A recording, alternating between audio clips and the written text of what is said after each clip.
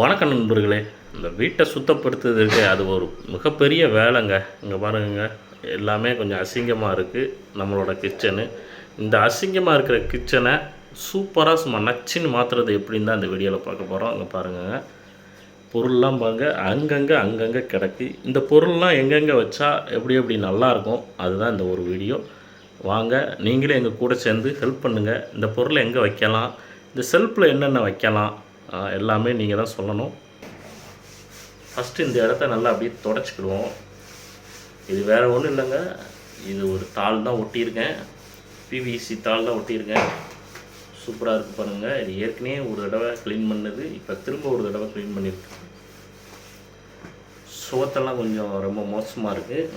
இதை தண்ணி விட்டு மட்டும்தான் இப்போதைக்கு துடைக்க போகிறேன். நான் அடுத்த இதில் பார்த்திங்கன்னா இதே மாதிரி ஒரு பிவிசி அந்த சீட்டு வாங்கி ஒட்டிடுவோம். அடுத்ததில் கிரைண்டர், இந்த கிரைண்டரையும் நல்லா அப்படியே தொடச்சி வச்சுக்கிறோம். அடுத்தது பார்த்திங்கன்னா மிக்சி, இதையும் நம்ம க்ளீன் பண்ணிக்கிறோம். பார்க்குறீங்க செல்ஃபில் ஃபஸ்ட் ரோ, கீழே உள்ள ரோவில் உங்களுக்கு எது அதிகமாக நீங்கள் யூஸ் பண்ணுவீங்களோ அதை வச்சுக்கோங்க. நாங்கள் பாருங்கள், கிரைண்டர் கல் இருக்குது, அடுத்து கிரைண்டர் இருக்குது, அடுத்து பார்த்திங்கன்னா மிக்சி இருக்குது. மிக்சியும் கிரைண்டரும் வந்து நமக்கு ரொம்ப ரொம்ப இன்றியமையாது. அதனால் இது ரெண்டையும் நான் வந்து கீழே வச்சுக்கிறேன். ஏன்னா இதுதான் நம்ம அடிக்கடி யூஸ் பண்ணுவோம். சப்போஸ் இதை வந்து நீங்கள் இப்படி மேலே வச்சிங்கன்னு வச்சுக்கோங்களேன், உங்களுக்கு ரொம்ப கஷ்டமாக இருக்கும். அதனால் இதை மட்டும் நம்ம கீழே வச்சுக்கிறோம். அடுத்த ரோவில் பார்த்திங்கன்னா பாருங்க, வெந்தயம் வச்சுருக்கேன், குழம்புக்கு போடுற எல்லா ஐட்டமும் வச்சுருக்கேங்க. இந்த குழம்பு பொடி எல்லாமே வச்சுக்கிறேன். இதை ஒரு கூடையில் வச்சுக்கிறேன். இதில் பார்த்திங்கன்னா தூள் உப்பு வச்சுக்கிறேன். அடுத்து இதில் பார்த்திங்கன்னா கல் உப்பு வச்சுக்கிறேன். எனக்குள்ளே வந்து இந்த லைட்டர் வச்சுருக்கேன், இதில் ஒரு லைட்டர் வச்சுருக்கேன். அடுத்து பார்த்திங்கன்னா தீப்பெட்டி நிறையா இருக்குது, தீப்பெட்டியை ஃபுல்லாக அடுக்கி வச்சுக்கிறோம். அடுத்து பார்த்திங்கன்னா இது தேங்காய் திருவி, இது ஒரு சிசர், இது ஒரு கத்தி, இது தேங்காய் எடுக்கிற கம்பி, இதெல்லாம் நான் இந்த இடத்துல வச்சுக்கிறேன்.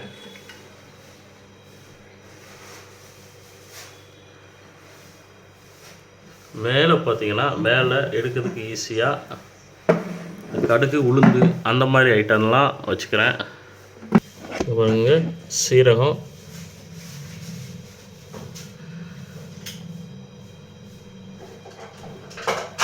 சீரகம் தான் சிந்தி கிடக்கு, வேறு ஒன்றும் இல்லை. மிளகு, இதெல்லாம் இந்த மேலே உள்ள ரோவில் வச்சுக்கிறேன்.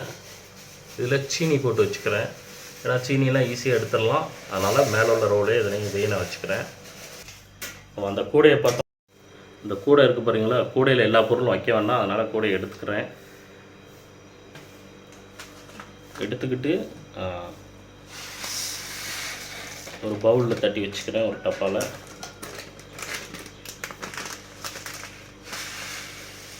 கொஞ்சம் கொஞ்சமாக இருந்துச்சு, அதெல்லாம் ஒரே இதில் வச்சுக்கிறேன். ஒரு பூச்சி எதுவுமே வராது. எல்லாமே இந்த மாதிரி டப்பாவில் வச்சு நல்லா ஏர் டைட்டாக வச்சுக்கோங்க. சீரகம்,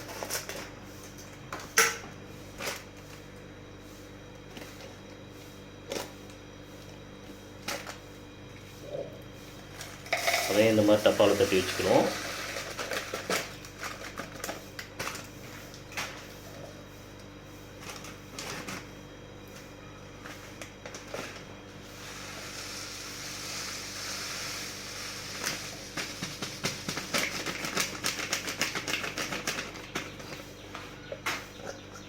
மூடி வச்சுக்கோங்க.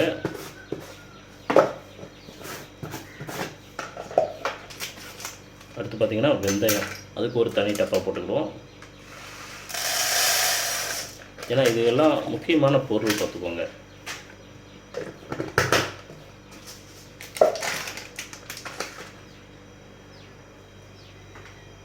அடுத்து பார்த்திங்கன்னா மிளகை ஒரு இதில் தட்டி வச்சுக்கிற வேண்டியதான். வச்சு அடுத்ததாக நம்ம புளி வைக்கணும்.